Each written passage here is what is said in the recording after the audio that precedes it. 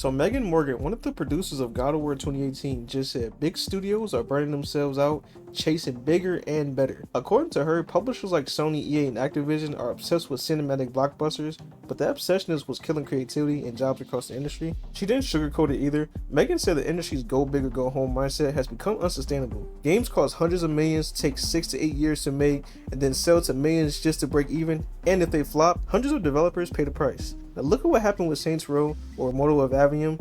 One bad quarter and the studios behind them got shut down. What she's pushing for are instead smaller, more focused projects. She pointed to Astrobot as a perfect example, a game that didn't need endless marketing or massive world to stand out. It just needed fun gameplay and a clear identity. According to her, that's what's missing from modern gaming: soul. And honestly, she's got a point. The irony is that she's part of the system like she's very much calling out. She worked on one of the most polished, most cinematic games of all time, a game that redefined the AAA experience. Well, maybe that's why her takes hit a little bit harder. She's seen what it costs to make something that big, and we've seen this cycle over and over. A studio nails a hit, the publisher doubles the budget, doubles the scope, and triples the crunch. Then when a sequel doesn't double the sales, the studio restructures. Just in 2024 and 2025 alone, the gaming industry has seen over 45,000 layoffs worldwide.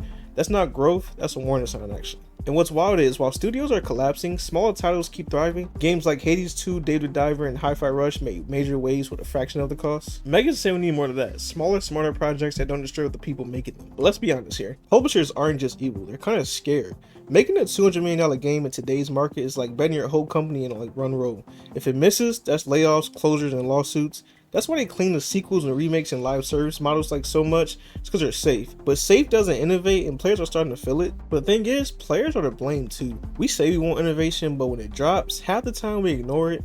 Like Immortality and Hi-Fi Rush I was talking about, it's all great but all underplayed. Meanwhile, people still line up for Call of Duty and like games like, Battlefield and GTA.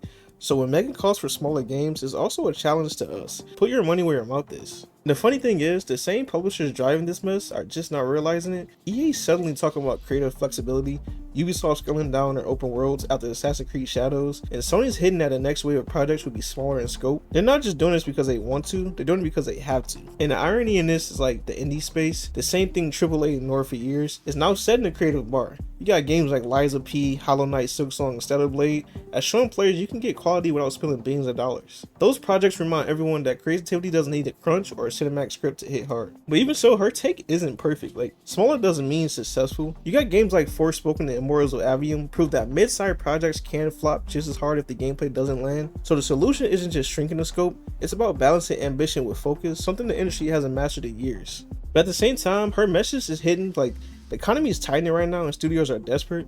For once, a developer isn't saying give us more time, she's saying give us less. Fewer deadlines, fewer distractions, because honestly, when was the last time a AAA game surprised anyone?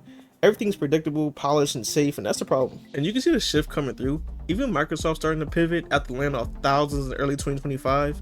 Xbox is restructuring its publishing strategy around smaller but more consistent releases. They're still doing blockbusters like Avowed and Fable, but the tone has changed. It's about sustainability now and not dominance. And what she's saying is nothing like new, it's just being honest. She's calling out the industry, pretending it can run on billion-dollar projects forever when everyone knows it can't. Players are burnt out, devs are burnt out, and publishers are panicking behind the scenes. The future isn't bigger, it's looking bad. But in the end, her point's kind of simple. Not every game needs to change the world or just, some just need to be good. The moment publishers realize that, maybe we'll finally stop seeing like the cycle of overpromise, underdeliver, and massive layoffs every year. But let me know what you guys think. Do you guys agree with her? Is the gaming space kind of cooked right now?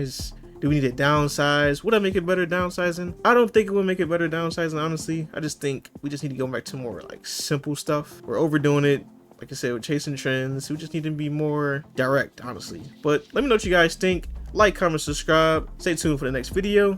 It's your boy Memories. I'm out, y'all. Peace.